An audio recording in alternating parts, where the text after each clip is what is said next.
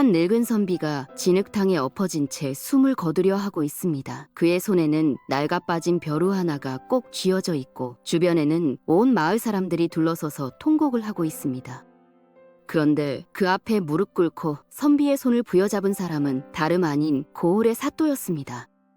사또는 눈물을 줄줄 흘리며 선생님, 선생님 하고 부르짖고 있었습니다.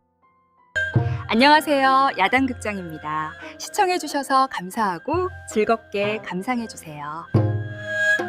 지금부터 그 긴 사연의 처음부터 하나하나 풀어서 들려드리겠습니다. 이 이야기는 조선 중기 어느 산골 마을에서 시작됩니다. 그 마을에는 한때 잘 나가던 양반집 도련님이었지만 지금은 완전히 몰락해서 초가삼간도 아닌 운막에서 근근히 살아가는 늙은 선비 한 분이 계셨습니다. 성은 박씨요, 이름은 문경이라 했는데 사람들은 그를 그냥 박선비라 불렀습니다. 이분이 젊은 시절에는 학문이 뛰어나기로 소문이 자자해서 과거에 급제하면 정승까지 오를 거라는 소리를 들었다고 합니다. 실제로 과거 시험을 치러 서울로 올라갔을 때 장원급제를 해서 임금님 앞에서 직접 시험을 보는 전시까지 치렀다고 하니 그 실력이 어느 정도였는지 짐작이 가실 겁니다. 그런데 바로 그 전시를 보던 날 일이었습니다. 시험관들 사이에서 박선비의 답안이 가장 뛰어나다는 소리가 나왔는데 마침 그 자리에 있던 권세 높은 재상 한 분이 박선비의 고향이 어딘지를 물었습니다. 알고 보니 그 재상과 박선비의 집안은 대대로 원수지간이었던 겁니다. 할아버지 대부터 땅 문제로 다툼이 있었고 아버지 대에는 송사까지 벌였다가 박선비네 집안이 져서 재산을 몽땅 빼앗긴 적이 있었습니다. 재상은 그 사실을 기억하고 있었고 박선비가 벼슬길에 나서는 것을 결코 용납할 수 없다고 생각했습니다. 그래서 온갖 모함과 거짓 소문을 퍼뜨려서 박선비가 역적의 후손이라는 억지 누명을 씌웠고 결국 박선비는 급제를 취소당하고 고향으로 쫓겨나고 말았습니다. 그때부터 박선비의 인생은 완전히 꼬여버렸습니다. 집안은 이미 가난했는데 역적 누명까지 쓰니까 아무도 그를 거들떠보지 않았고 결혼도 못하고 홀로 늙어갔습니다. 하지만 박선비는 원망하거나 세상을 탓하지 않았습니다. 오히려 이렇게 말했다고 합니다. 내가 높은 벼슬을 하는 것보다 이 마을 아이들에게 올바른 글을 가르치는 것이 하늘이 내게 준 진짜 소명이 아니겠느냐고 말입니다. 그래서 마을 어귀에 조그만 초가 서당을 짓고 집안이 가난해서 글을 배울 수 없는 아이들을 모아서 무료로 글을 가르치기 시작했습니다. 돈 한 푼 받지 않고 가르쳤으니 당연히 먹고 살기가 어려웠습니다. 하루 한 끼도 제대로 못 먹는 날이 태반이었고 겨울에는 추위에 떨면서도 아이들 앞에서는 웃는 얼굴을 잃지 않았습니다. 그렇게 10여 년이 흘러갔습니다. 박선비의 머리와 수염은 하얗게 새었고 허리도 많이 굽었습니다. 하지만 그의 눈빛만큼은 여전히 반짝였고 아이들을 가르칠 때면 젊은 시절처럼 목소리에 힘이 실렸습니다. 그가 쓰는 벼루는 할아버지 때부터 내려온 것으로 이미 한쪽 모서리가 깨지고 표면도 많이 닳아서 먹물이 제대로 갈리지도 않았습니다. 그래도 박선비는 그 벼루를 보물처럼 아꼈습니다. 집안에 남은 유일한 물건이었고 무엇보다 할아버지의 손때가 묻은 물건이었기 때문입니다. 매일 아침 벼루에 먹을 깔면서 박선비는 조상님께 인사를 올렸고 오늘도 부디 아이들이 바른 사람으로 자라게 해달라고 기도했습니다. 그러던 어느 봄날이었습니다. 마을에 큰 소동이 벌어졌습니다. 서울에서 젊은 양반 하나가 하인 10여 명을 거느리고 내려온 겁니다. 알고 보니 그 양반은 이 고을 원님의 조카로 나이는 25밖에 안 됐지만 벌써 벼슬을 하나 받아서 지방 수령으로 부임하는 길이었습니다. 성은 정씨요, 이름은 한철이라 했는데 어려서부터 총명하다는 소리를 들었고 집안도 대대로 높은 벼슬을 지낸 명문가였습니다. 하지만 이 정한철이라는 양반은 성품이 몹시 거만하고 오만했습니다. 집안이 좋고 머리가 좋으니 스스로를 세상에서 가장 귀한 사람이라고 생각했고 아랫사람들을 마치 벌레 보듯 했습니다. 특히 자기 물건을 조금이라도 잘못 다루면 매질을 서슴지 않았습니다. 정한철이 마을을 지나갈 때였습니다. 길이 좁고 울퉁불퉁해서 가마가 심하게 흔들렸고 그가 손에 들고 있던 벼루가 그만 가마 밖으로 떨어지고 말았습니다. 그것도 하필이면 며칠 전 비가 와서 질퍽거리는 진흙탕 한복판에 떨어진 겁니다. 정한철은 즉시 가마를 멈추고 소리를 질렀습니다. 이놈들아, 당장 주워오너라. 그게 얼마나 귀한 물건인데 이 지경을 만들어 놨느냐? 책임자가 누구냐고 호통을 쳤습니다.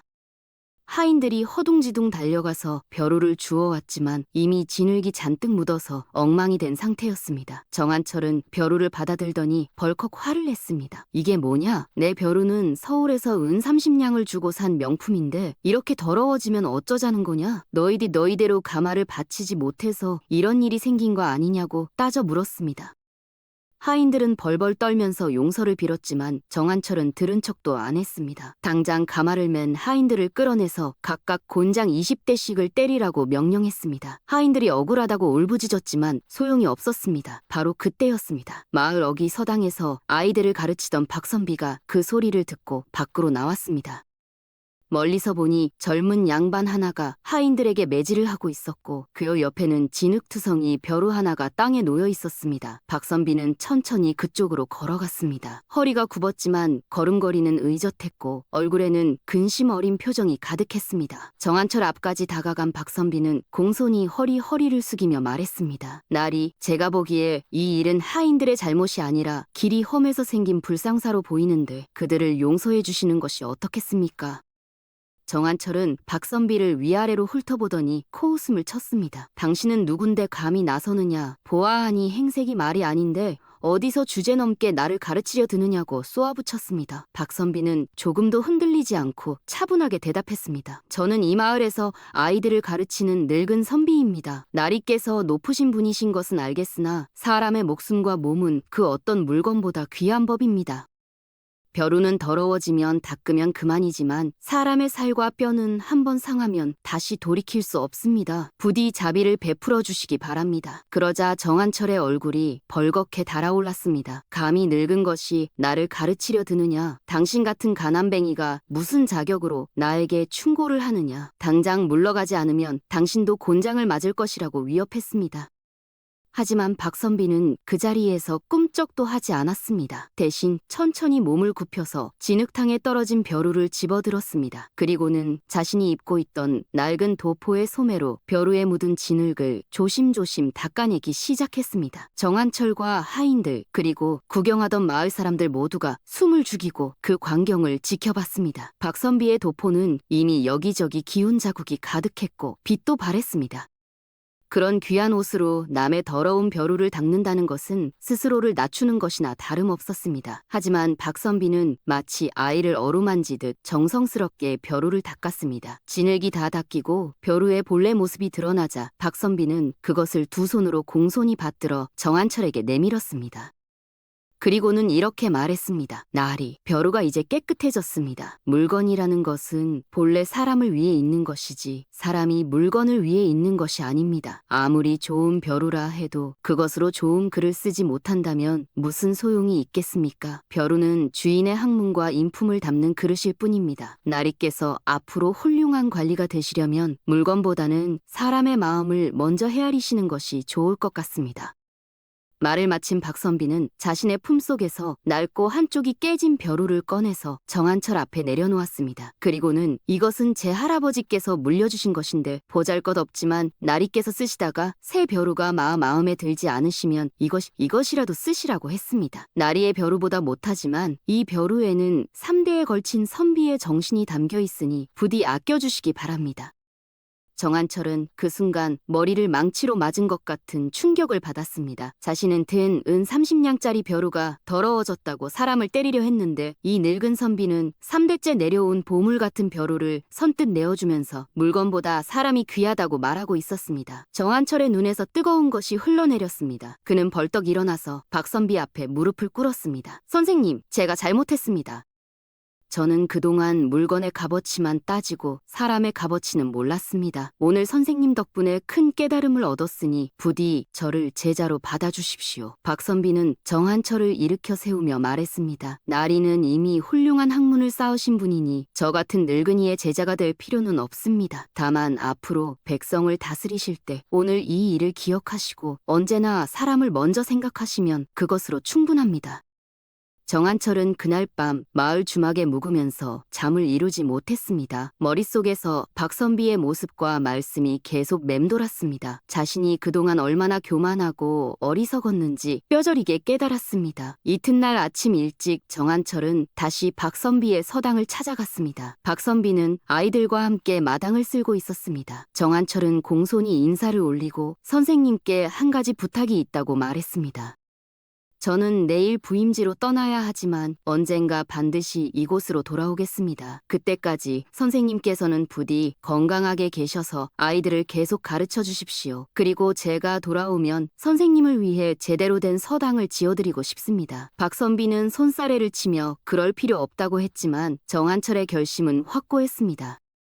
그로부터 3년의 세월이 흘렀습니다. 정한철은 부임지에서 청렴하고 어진 관리로 소문이 자자했습니다. 백성들의 어려움을 먼저 살폈고 억울한 송사가 있으면 밤을 새워서라도 진상을 밝혔습니다. 탐관오리들이 백성의 재물을 빼앗으려 하면 목숨을 걸고 막아섰고 흉년이 들면 자신의 노봉을 털어서 굶주린 사람들을 구휼했습니다. 그의 명성은 조정에까지 알려져서 임금님께서 직접 불러 치하하셨고 30도 안 된 나이에 높은 벼슬에 올랐습니다. 하지만 정한철은 한시도 박선비를 잊지 않았습니다. 밤마다 그 낡은 벼루를 꺼내서 먹을 갈면서 스스로를 되돌아봤습니다. 내가 오늘 올바른 판단을 했는가? 백성들을 위한 결정이었는가? 물건보다 사람을 먼저 생각했는가를 끊임없이 물었습니다. 3년이 지난 어느 가을날 정한철에게 드디어 기회가 왔습니다. 그가 처음 부임하던 길에 들렀던 그 고을의 사또 자리가 비게 된 겁니다. 정한철은 임금님께 간청해서 그 자리에 부임하게 해달라고 청했습니다. 임금님은 의아해하며 물었습니다. 그곳은 가난한 산골 고을인데 왜 그리 가고 싶어 하느냐고 말입니다. 정한철은 대답했습니다. 전하, 그곳에는 소신에게 평생의 가르침을 주신 은사님이 계십니다. 그분께 받은 은혜를 갚고 싶습니다. 임금님은 그 말을 듣고 크게 기뻐하며 허락했습니다. 정한철은 즉시 부임길에 올랐고 고을에 도착하자마자 제일 먼저 박선비의 서당으로 달려갔습니다.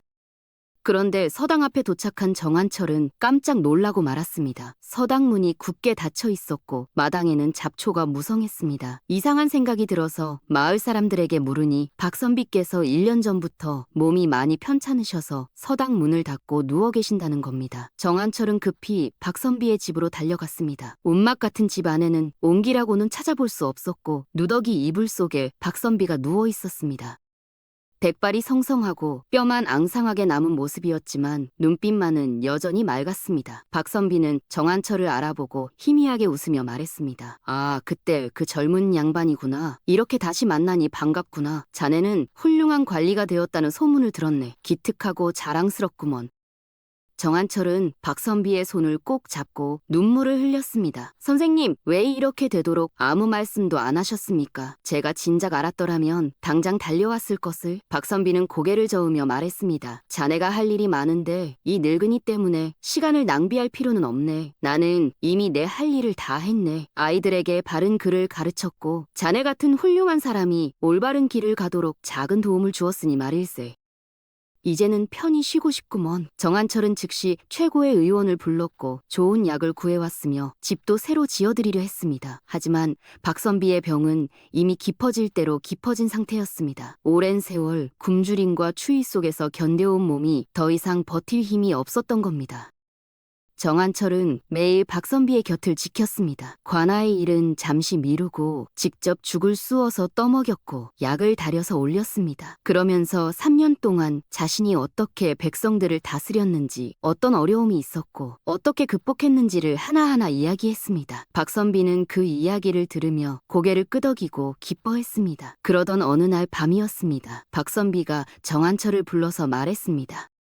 자네에게 부탁이 하나 있네. 내가 죽거든 이 벼루를 가져가게 해. 이것은 자네가 나에게 준 벼루일세. 3년 전 그날 자네는 내게 새 벼루를 주고 갔지만 나는 그 귀한 것을 차마 쓸 수가 없어서 고이 간직해 두었네. 대신 자네가 두고 간 이 낡은 벼루를 계속 썼지. 이 벼루에는 이제 자네의 마음도 담겨 있으니 가져가서 평생 간직하게나. 정한철은 목이 메어서 말을 잇지 못했습니다. 그날 밤 박선비는 조용히 숨을 거두었습니다. 마지막 순간까지 그의 손에는 할아버지 때부터 내려온 낡은 벼루가 꼭 쥐어져 있었습니다. 정한철은 밤새도록 통곡했고 다음날 온 마을 사람들이 모여서 박선비의 장례를 치렀습니다. 정한철은 자신의 돈을 모두 털어서 박선비를 위한 묘를 정성껏 만들었고 비석에는 이렇게 새겼습니다. 여기 물건보다 사람을 귀히 여긴 참된 선비가 잠들다. 그리고 묘 앞에 큰 서당을 지었습니다. 이름을 귀인당이라 지었는데 사람을 귀하게 여긴다는 뜻이었습니다. 서당에는 가난한 집 아이들을 모두 받아들였고 훌륭한 스승을 모셔와서 무료로 가르쳤습니다. 또한 서당 한쪽에는 작은 사당을 만들어서 박선비의 위패를 모셨고 매년 제사를 지냈습니다. 정한철은 그 후로도 10여 년을 더 관직에 있으면서 청렴하고 훌륭한 관리로 이름을 날렸습니다. 그는 어디를 가든 박선비가 준 낡은 벼루를 가지고 다녔고 중요한 결정을 내려야 할 때마다 그 벼루를 꺼내서 먹을 갈았습니다. 그러면서 스스로에게 물었습니다. 이 결정이 물건을 위한 것인가? 사람을 위한 것인가? 내가 지금 교만해지고 있는 것은 아닌가? 선생님께서 보시기에 부끄럽지 않은 선택인가? 그렇게 벼루에 먹을 갈고 마음을 갈면서 정한철은 한 번도 길을 잃지 않았습니다. 그가 지나간 자리마다 백성들은 환호했고 억울한 사람들은 눈물을 흘리며 감사했습니다. 세월이 흘러 정한철도 나이가 들었고 마침내 정승의 자리에까지 올랐습니다. 그는 조정에서 가장 존경받는 대신이 되었고 임금님의 신임도 두터웠습니다. 하지만 그는 여전히 겸손했고 아랫사람을 함부로 대하지 않았습니다. 어느 날 젊은 관리 하나가 실수로 중요한 문서를 망쳐서 벌벌 떨며 사죄하러 왔을 때 정한철은 화를 내는 대신 조용히 말했습니다.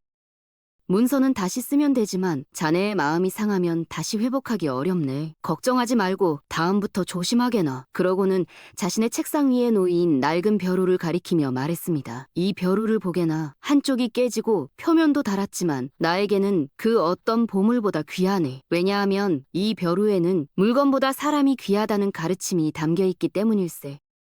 그 이야기는 순식간에 조정 안팎으로 퍼져나갔고 사람들은 정승의 낡은 벼루 이야기를 하면서 스스로를 돌아보게 되었습니다. 나는 물건에 집착하며 사람을 소홀히 대하지 않았는가, 작은 실수에 분노하며 타인의 마음을 다치게 하지 않았는가를 되돌아보게 된 겁니다. 그렇게 박선비의 가르침은 한 사람을 변화시키는 데 그치지 않고 수많은 사람들의 마음을 움직였습니다. 정한철은 죽을 때까지 그 벼루를 곁에 두었고 임종 직전에 아들을 불러서 말했습니다. 이 벼루를 대대손손 물려주거라. 그리고 이 벼루에 담긴 이야기를 절대 잊지 말 거라. 우리 집안의 가호는 바로 이것이니라. 물건보다 사람이 귀하다는 것 말이니라.